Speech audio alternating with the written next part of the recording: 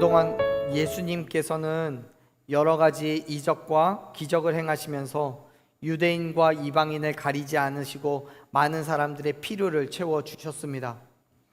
질병을 고치셨고요, 눈먼 자를 보게 하셨을 뿐만 아니라 못 듣는 자를 듣게 하셨어요.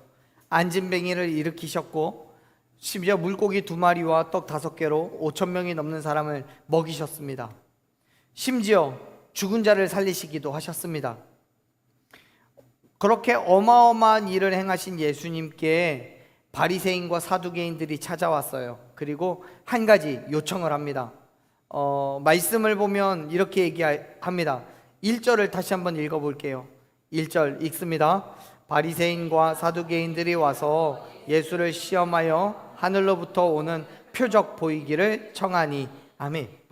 바리새인들과 사두개인들은 예수님께 뭘 구했어요? 표적을 구했어요. 1절에서 표현하고 있는 것 같이 그 이유는 예수님을 시험하려고 했습니다. 표적이라는 것이 의미하는 것처럼 어떤 부정할 수 없는 표시를 보여달라고 요청하는 건데요, 그 표적에는요 수식어가 붙어 있습니다. 바로 하늘로부터 오는 표적이라는 거예요. 지금 바리새인과 사두개인들은 이렇게 말하는 거예요. 예수요, 당신이 지금까지 얘기한 것처럼 하나님의 아들이고 또 이 땅에 선지자로 왔다면 그 증거를 우리에게 보여주십시오. 예수님을 향한 바리새인과 사두개인들의 요청이 언뜻 보기에는 매우 합당한 것처럼 보입니다. 왜냐하면 예수님을 당신의 주장과도 같이 신뢰하고 믿기 위해서는 그만한 증거가 있어야죠. 사실 구약시대에 하나님께서 당신의 종들을 통하여 보여주신 것들이 있어요. 예컨대 이런 거예요. 하나님께서 그 시내산 자락에서 가시떨기 나무에 불로 임하셔서 모세를 하나님의 종으로 부르셨을 때 뭘 보여주셨어요? 그의 지팡이가 뱀이 되게 하셨고, 또 손을 품에 넣고 꺼냈을 때 문둥병이 걸리게 하셨었죠. 증거를 보여주셨어요. 여호수아를 통해서는요, 해와 달이 그 자리에 멈추게 하는 그런 기적을 베푸셨어요. 사무엘을 통해서는요, 마른 하늘에 우레가 쏟아졌다든지 이런 기적들이 나타났어요. 그것들은 하나님께서 이 사람을 선택하셨다는 것을 보여주시기 위해서, 또 하나님의 약속이 성취되는 그것이 하나님의 뜻이라는 걸 가르쳐 주시기 위해서 하나님께서 행하신 기적이었어요. 하나님께서 행하신 기적이에요. 그러한 표적을 지금 바리새인과 사두개인들이 예수님께 구하고 있는 거예요. 그러한 의미에서 생각해 보자면 이렇게 표적을 구하는 것이 완전하게 틀렸다라고 말할 수는 없어요. 그럴 법해요. 또 이 표적을 통해서 어쩌면 이 사람들은 예수님이 하나님의 아들이라고 분명한 확고한 그런 믿음을 가질 수 있기도 할 겁니다. 그런데 여러분, 생각해 보십시오. 앞에서도 잠깐 말씀드렸지만 그동안 예수님께서 셀 수 없는 기적과 표적을 보여주셨잖아요. 많은 말씀을 하셨고 많은 기적들을 베푸셨단 말이에요. 그 모습을 바리새인들, 서기관들, 또 여기에 나오는 사두개인들 뿐만 아니라 수많은 유대인들이 봤고 경험했습니다. 물론 그 사람들이 모두가 예수님께 대한 호의를 가지고 있었던 것은 아니에요. 예수님의 행함을 트집 잡고 그것을 통해서 예수님을 징계하고 처벌하려고 하는 불순한 의도가 그들에게 있었습니다. 그럼에도 불구하고 예수님께서 행하신 그 기적의 순간을 경험한 것은 사실인 거죠. 그런데 이제 와서 또다시 예수님께 표적을 구하고 있는 거예요. 게다가 성경은 그 이유를 예수님을 시험하기 위해서라고 분명하게 가르쳐 주고 있어요. 그렇습니다. 여러분, 바리새인과 사두개인들은 예수님을 시험하는 거였어요. 표면적으로는 예수님께 표적을 구하는 거지만 사실은 그 표적 자체를 구하는 게 아니라 그 표적을 행할 만한 능력이 있는지를 보겠다는 거예요. 그들의 의도는 예수님께서 표적을 보이신다면 좋고, 아니면 정죄하겠다는 의도를 가지고 있었어요. 우리 성경에는요, 이 청하니라고 번역되어 있는 이 헬라어 단어가 묻다, 요구하다 이런 뜻을 가지고 있는데, 재판관이 죄인을 신문할 때처럼 강압적인 질문을 할 때 사용하는 단어예요. 헬라어로는. 그 말은 뭔 얘기냐면, 당시의 바리새인들과 사두개인들이 자신들이 가지고 있는 그 우월적 지위를 가지고 마치 죄인을 신문하는 것처럼 예수님께 강압적으로 요구했다는 거예요. 자, 지금 이 사람들이 예수님께 요청하는 이 표적은 그 자체만으로도 결코 의로운 것이라고 말할 수 없어요.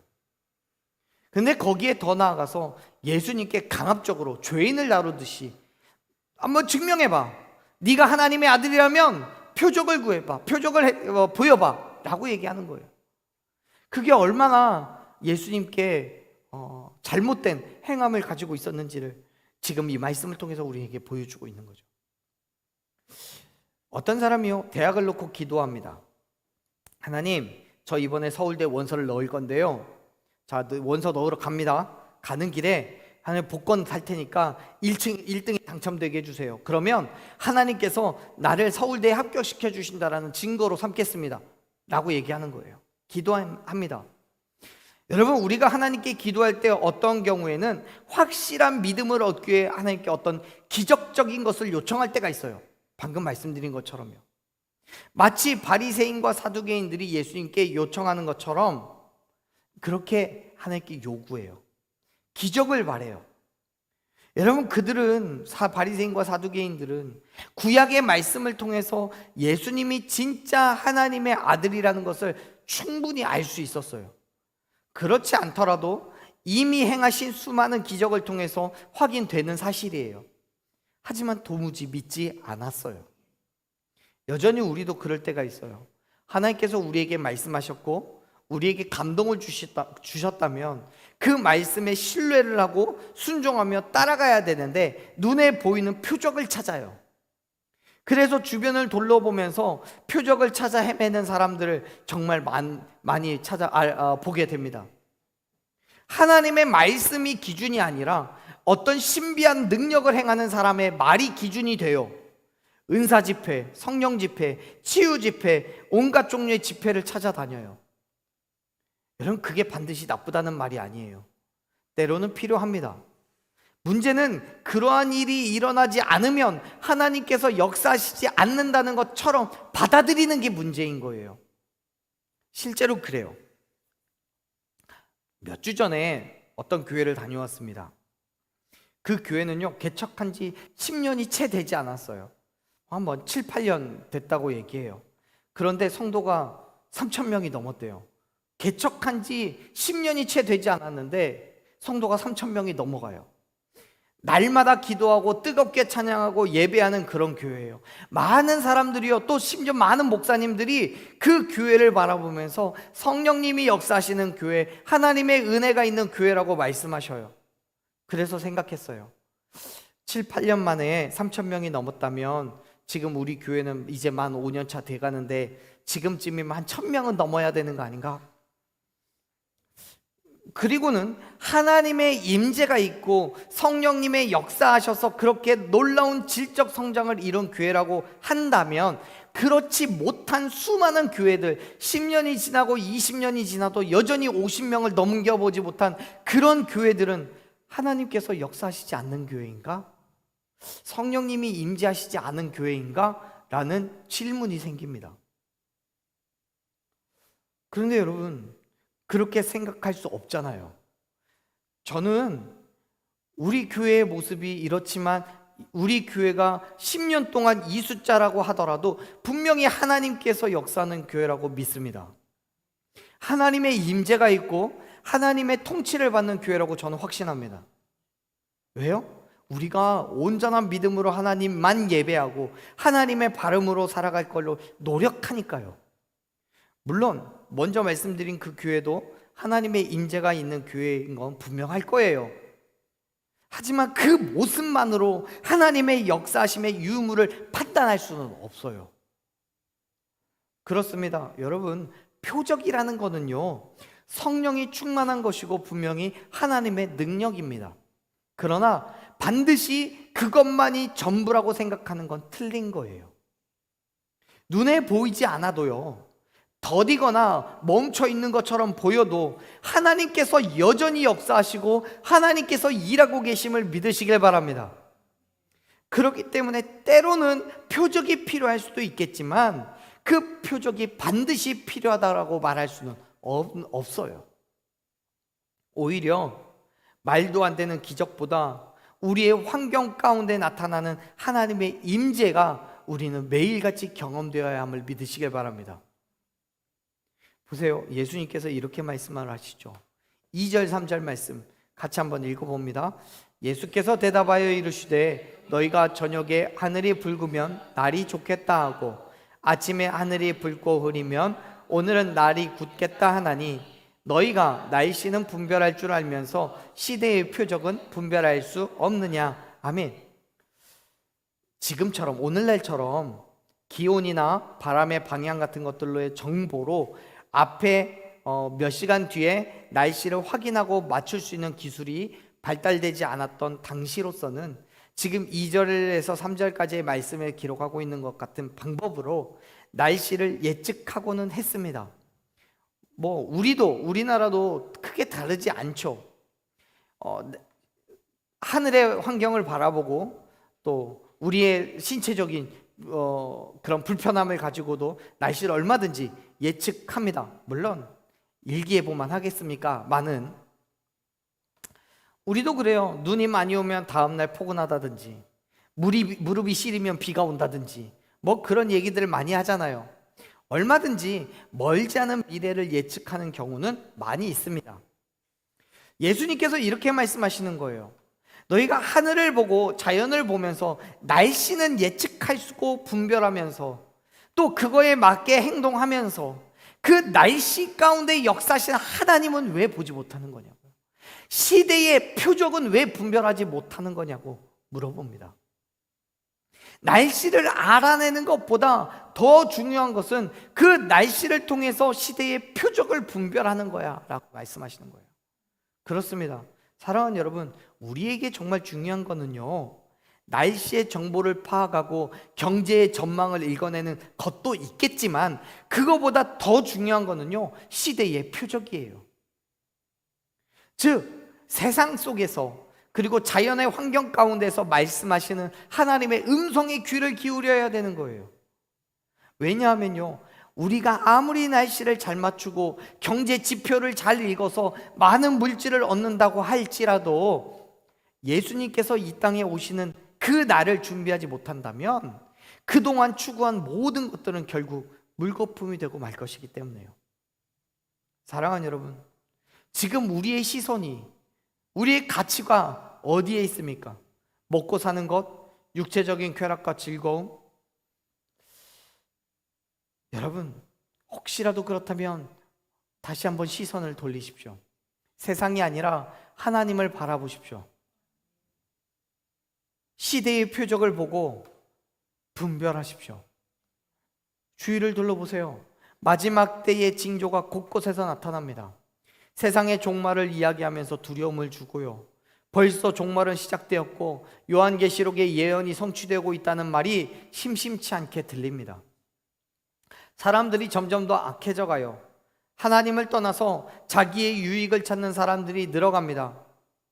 이러한 시대의 표적을 분별할 수 없다면 예수님을 향해 표적을 구하는 바리새인이나 사두개인들과 다를 바가 없어요. 지금 이러한 상황 가운데에서 우리가 시대의 끝을 구별해내지 못한다면 예수님께 다시 한번 요청하는 거죠. 예수님, 지금이 어떤 시대입니까? 예수님, 우리가 그 시대를 알 수 있게, 예수님께서 오시는 그때를 알 수 있게 표적을 보여주십시오 라고 말하는 거예요. 사랑하는 여러분, 시대를 분별하여 진정한 그리스도인으로 살아가십시오. 사도 베드로는요, 베드로전서 1장 10절과 11절에서 우리에게 그렇게 가르쳐 줍니다. 은혜를 예언하던 선지자들이 연구하고 부지런히 살펴서 자기 속에 계신 그리스도의 영이 그 받으실 고난과 후에 받으실 영광을 미리 증언하여서 누구를 또는 어떠한 때를 지시하시는지를 상고했다라고 교훈해요. 말씀을 통해서 시대를 분별하고 지금이 어떤 시대인지 내가 무엇을 해야 되는지를 상고했어요. 말씀을 들은 것뿐만 아니라 그 말씀을 성경을 통해 다시 확인하고 그것이 실제로 그러한 것인지를 확인했다는 거예요. 사랑하는 여러분, 말씀을 가까이 대하십시오. 그리고 그 말씀을 지켜 행하십시오. 그 말씀 가운데에 하나님의 음성을 분별해 들으십시오. 환경을 보면서 날씨가 어떻게 될 것인지를 깨닫는 것 중요해요. 하지만 그것보다 훨씬 더 우리에게 중요한 것은 예수 그리스도께서 다시 올 때까지 우리의 믿음을 지키는 겁니다. 그 믿음을 지켜야 생명을 얻을 수 있기 때문이에요. 그래서 사도 바울은 로마서 10장 17절에서 우리에게 말씀하는 거예요. 그 믿음을 지킬 수 있는 방법을요, 뭐라고 얘기합니까? 그리스도의 말씀을 듣는 것이라고 얘기해요. 말씀을 듣고 읽고 지켜 행하라고요. 그 모든 일들을 통해서 우리는 구원의 은혜를 누리게 되는 거예요. 사랑하는 여러분, 그 은혜 가운데로 나아가시기를 축원합니다. 시대를 바라보면서 이제 예수 그리스도께서 다시 오실 그때가 멀지 않았음을 깨닫고 다시금 말씀으로 돌아가서 우리의 삶이 하나님의 손에 붙잡혀진 삶이 되기를 구하십시오. 그리고 세상 가운데 온전한 그리스도인으로서 살아가십시오. 그것이 우리가 이 땅 가운데서 구원을 얻는 비결입니다.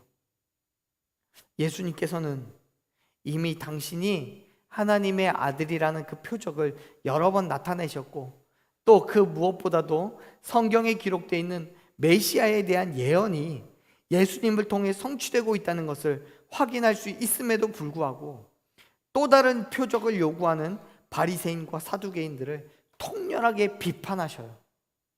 그리고 이렇게 이야기하십니다. 4절 말씀 읽어보겠습니다. 악하고 음란한 세대가 표적을 구하나 요나의 표적밖에는 보여줄 표적이 없느니라 하시고 그들을 떠나 가시니라. 아멘.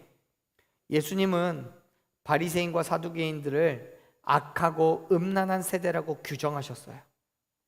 여기에서 이 악하다라고 번역되어 있는 헬라어는요, 포네라라는 헬라어 단어인데 윤리적으로 비열하고 무가치한다는 의미를 가지고 있어요. 무가치한 것. 또 음란함이라고 번역되어 있는 헬라어는 모이칼리스라는 단어를 써요. 이건 뭐냐면 간음을 의미하는 건데요, 성경 안에서 쓰이는 이 단어는 단순하게 성적인 음란을 말하는 것이기도 하지만 하나님과의 관계 속에서 우상 숭배를 하고 있다는 표현을 쓸 때 사용하는 단어예요. 예수님의 시선 속에서, 예수님이 바라보는 그 시선 속에서 사두개인과 바리새인들은 당시의 세대에서 정말 비열하고 무가치했을 뿐만 아니라 종교적인 측면에서는 하나님을 믿고 섬긴다면서 오히려 하나님이 아닌 우상을 섬기는 그런 음란한 족속이었던 거예요. 영적으로 음란한 족속이에요.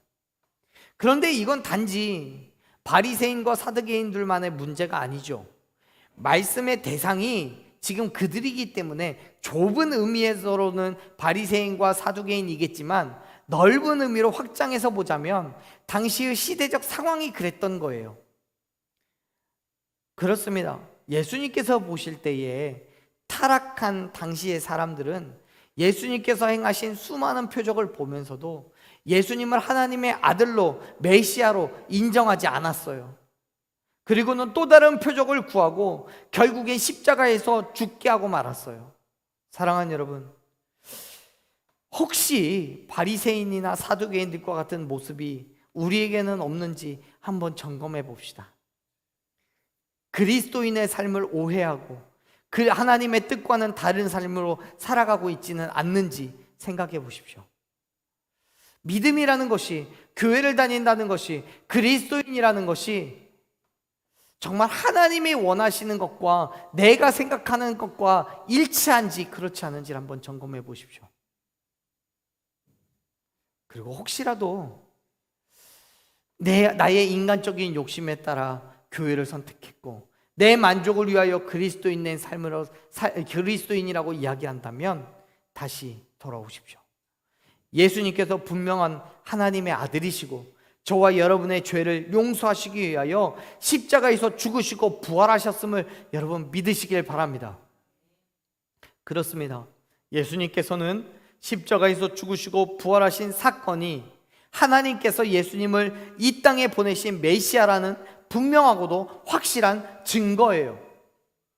예수님께서는 분명하게 선포하셨습니다.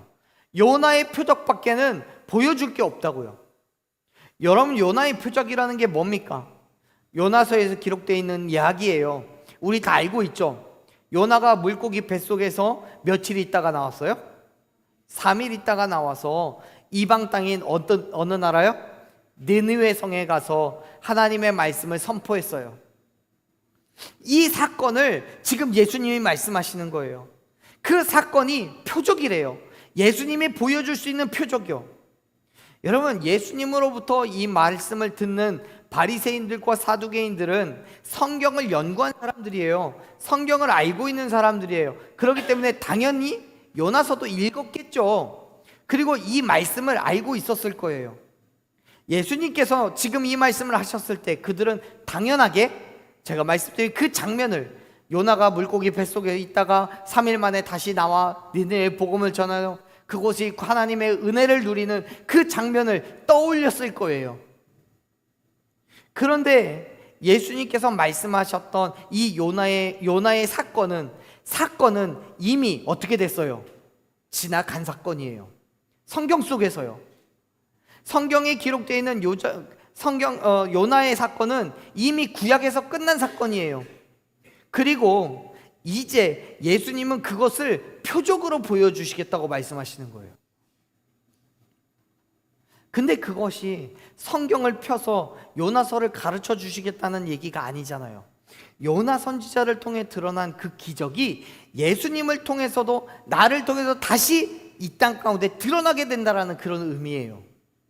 다시 말해서 예수님께서도 요나와도 같이 3일 동안 물고기 뱃속과 같은 무덤에 갇히셨다가 부활하셔서 이 땅에 하나님의 복음을 선포하실 거라는 그런 말씀인 거예요. 그렇습니다. 예수님께서는 바리새인과 사두개인들에게 말씀하시는 거예요. 내가 죽을 건데 죽은 지 3일 만에 다시 부활할 거야. 그래서 나를 통해서 하나님의 복음이 이 땅에 선포될 것이고 그 복음 가운데 들어오는 모든 사람들이 구원의 은혜를 누릴 거야 라고 말씀하시는 거예요. 죽으시고 부활하신 사건이 지금 우리가 읽었던 16장 4절에서 표적이라는 한 단어로 마무리가 돼버리는 거예요. 그리고 말씀하신 것대로 예수님께서는 바리새인과 서기관들을 비롯한 많은 유대인들에 의해서 어떻게 돼요? 십자가에서 죽음을 당하시죠. 그리고 3일 만에 부활하심으로 당신이 메시아 되심을 증명해 내셨습니다. 그 이후로 누구든지 예수 그리스도의 죽으심과 부활하심이 모든 인류를 구원하시기 위한 하나님의 역사라는 사실을 부정할 수 없게 돼버렸어요. 사랑하는 여러분, 역사는 예수님께서 우리를 구원하시기 위해 이 땅에 오셨다는 것을 명백하게 보여주고 있습니다. 우리에게는 확실한 표적이 있습니다. 예수님께서 십자가에서 죽으셨을 뿐만 아니라 3일 만에 다시 부활하신 것이 표적이에요. 그렇기 때문에 사랑하는 여러분, 우리가 예수 그리스도의 그 부활하심을 믿는다면 우리의 삶의 그 모든 것들이 하나님의 은혜 가운데 있음을 믿으시길 바랍니다. 믿음으로 구원을 얻는 거예요. 믿음으로 천국이 소망되지는 거예요. 믿음으로 우리에게 인쳐짐을, 하나님의 자녀라고 인쳐짐을 믿으시길 바랍니다. 만일 예수님께서 십자가에서 죽으시기는 했지만 부활하지 못하셨다면 그건 절대로 표적이 될 수 없어요. 왜요? 예수님도 죽음의 권세를 이기지 못하신 거잖아요. 석가모니나 공자나 누구나 다 똑같이 죽음의 권세를 이기지 못한 하나의 사람에 불과해버린 거예요. 하지만 여러분, 예수님은 부활하셨습니다. 할렐루야. 그 사건으로 말미암아 예수님이 메시아 되심을, 하나님의 아들 되심을 우리에게 증명해내셨어요. 다른 어떤 표적보다도 그보다 더욱더 확실하게 보여주는 건 없어요. 그렇기 때문에 사랑하는 여러분, 예수 그리스도의 죽으심과 부활하심을 믿으시길 바랍니다. 그 믿음으로 저와 여러분은 구원을 얻은 줄로 믿습니다. 만약 그걸 믿지 못한다면 다른 어떤 증거를 보여줘도 믿을 수 없어요. 아니, 그거보다 더 정확한 증거가 어디 있어요? 사랑하는 여러분, 우리에게는 확실한 표적이 있습니다. 우리가 읽은 말씀 가운데 바리새인이나 사두개인들과 같이 아직은 예수님께서 십자가에서 죽으시고 부활하지 않으신 게 아니에요. 무슨 말이냐면 지금 말씀 속에서의 시간엔 아직 예수님은 죽으시지도 않았고 부활하시지도 않았어요. 그렇기 때문에 지금 이 이야기가 바리새인이나 사두개인들에게는 조금 믿지 못할 이야기, 이해하기 어려운 말씀이 될지는 모르겠어요. 하지만 여러분, 오늘 저와 여러분의 삶 속에서 우리가 바라보는 예수님은 어때요? 이미 죽으셨고 부활하셨어요. 그렇기 때문에 우리는 그것이 우리에게는 완전한 표적이 되는 거예요. 아멘? 이미 예수님께서는 약속하신 대로 죽으셨고 부활하셨어요. 그리고 또 약속하신 대로 반드시 다시 이 땅에 오실 것입니다. 그렇기 때문에 예수 그리스도의 죽으심과 부활하심을 확실하게 믿고 신뢰하며 담대하게 그리스도인 된 삶을 살아가십시오. 그리고 그 표적 붙잡고요, 이 땅의 힘듦과 어려움 가운데, 고난과 괴로움 속에서 포기하지 않고 쓰러지지 않고 믿음으로 살아가십시오. 표적이 있기 때문에 우리는 그 길에 서 있을 수 있는 거예요. 증거가 있잖아요.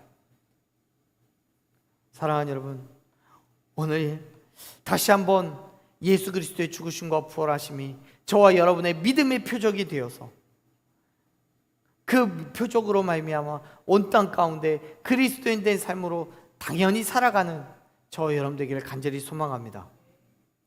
저와 여러분에게는 확실한 표적이 있습니다. 그 믿음을 붙잡으십시오. 그리고 날마다 그 표적 안에서, 그 증거 안에서 우리의 삶을, 그리스도인 된 삶을 살아가는 저와 여러분 되기를 간절히 축원합니다. 아멘. 우리 이 시간 함께 그런 믿음으로 기도하며 나아갔으면 좋겠습니다. 사랑하는 여러분, 우리에겐 표적이 있습니다. 주님이, 예수 그리스도께서 우리를 위하여 죽으시고 부활하신 그 놀라운, 누구도 따라할 수 없고 누구도 다시 할 수 없는 그 표적이 우리에게는 있습니다. 그 표적을 붙잡으십시오. 세상의 그 힘듦과 어려움 가운데에도 주의 죽으심과 부활하심을 믿고 의지하며 담대하게 그리스도를 살아가게 해달라고 기도하십시오. 여전히 세상은 우리를 시험하고 유혹하고 우리를 무너뜨리려고 하겠지만 그 표적이 우리에게 힘이 되고 능력이 되게 해달라고 간구하십시오. 그리고 기꺼이 온전한 믿음의 삶을 살아갈 때에 우리에게 참된 승리를 경험하는 매일매일이 삶이 되게 해달라고 간절히 기도하며